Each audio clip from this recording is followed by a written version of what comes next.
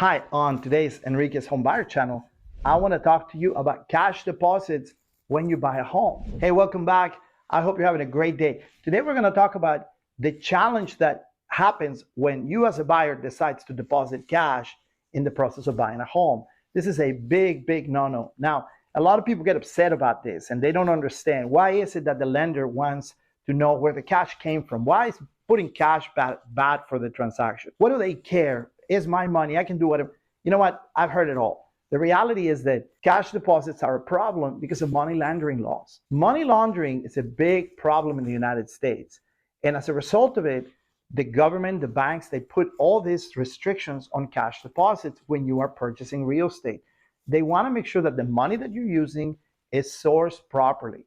They want to make sure that you're not borrowing the money.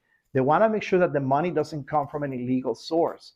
As a result of it, you're going to have to seize on the money. So before you go put a cash deposit, think about it and talk to your mortgage person. Now, what is a cash deposit? We're talking about cash, dollar bills, $100 bills. We're not talking about your payroll check or a check that you receive as a reimbursement for your taxes. We're talking about cash money, cash that you have stashed at home under the mattress.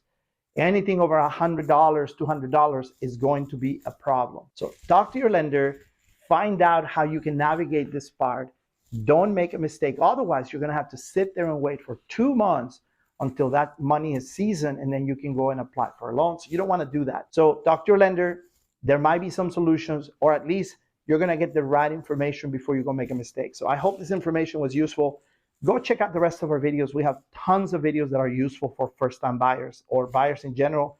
And subscribe to our channel. Share this with someone that you know is purchasing a home or thinking about it. I hope you have a great rest of the day and a great rest of the week. Talk to you soon.